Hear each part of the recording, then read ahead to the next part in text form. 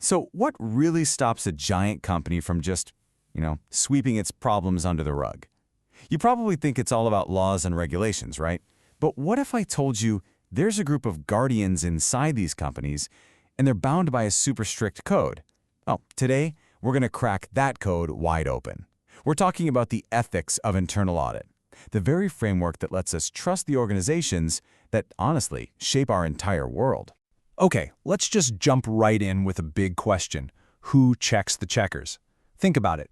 Inside any big company, who is the person looking over everyone's shoulder, making sure things are being done right, by the book, and with, complete honesty?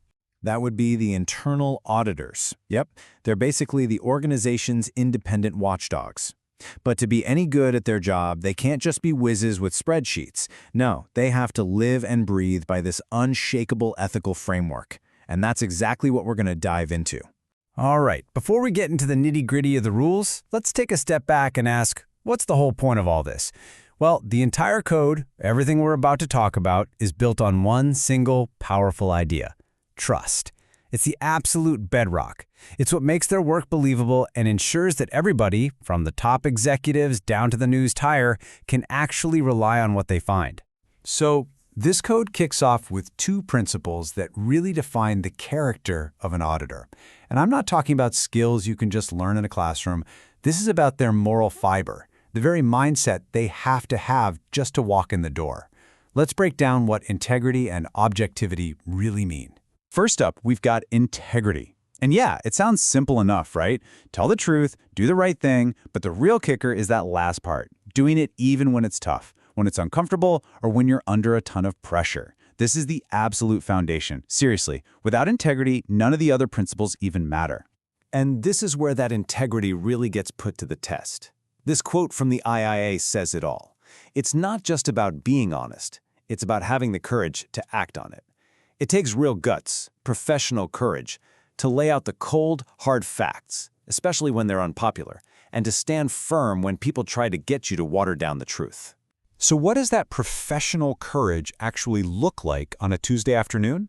Well, it's presenting a report with some pretty bad results and not sugarcoating it one bit.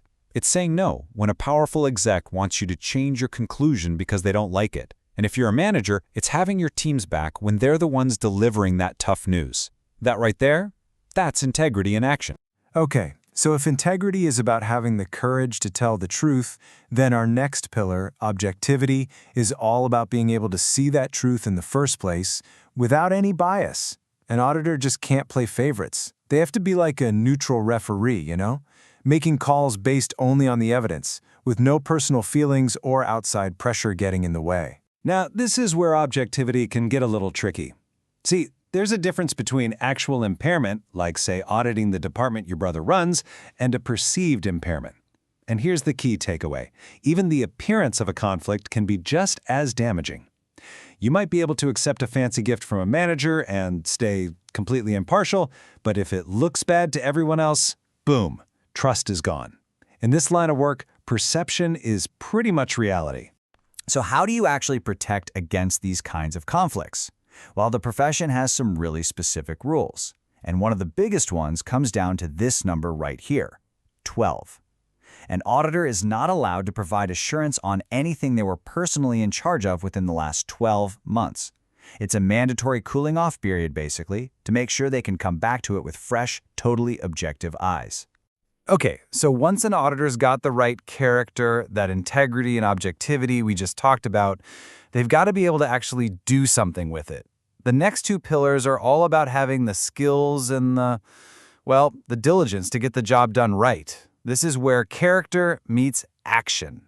All right, next up is competency. And this sounds like a no-brainer, right? You just have to know what you're doing. But think about it. In a world with constantly changing technology, new rules, new risks popping up everywhere, competency isn't something you achieve once. It's a non-stop commitment to learning, to making sure your skills are always sharp enough for whatever comes next. And this commitment, it's really a team effort. Individual auditors, they have to keep learning and growing, and they need to be honest about what they can and can't do, only taking on jobs they're actually qualified for. But then the audit leaders, they have a big job too.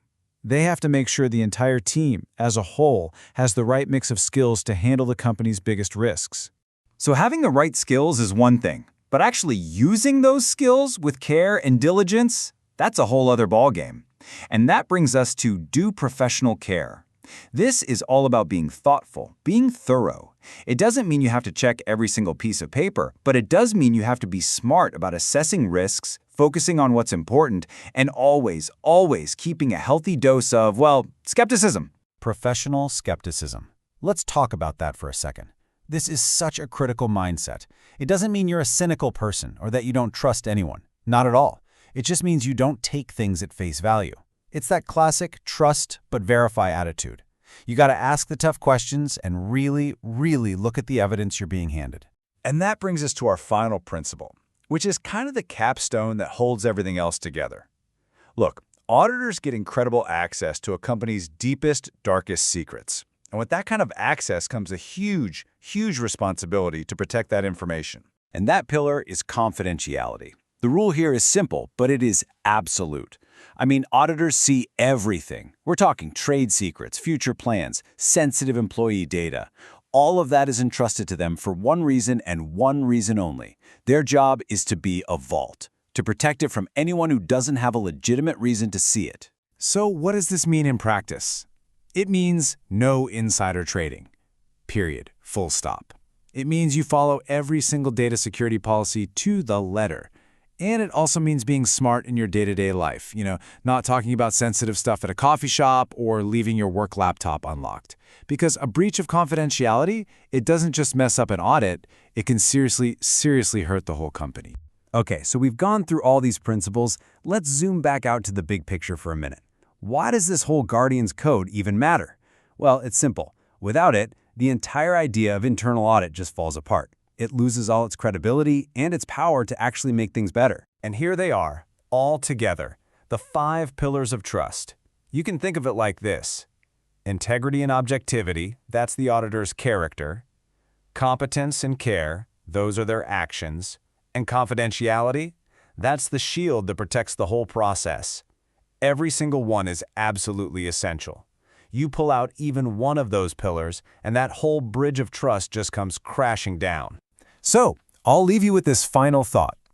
Now that you know about this Guardian's Code, this deep commitment to integrity, objectivity, and just plain doing things right that's happening behind the scenes, does that change how you look at the companies you interact with every day?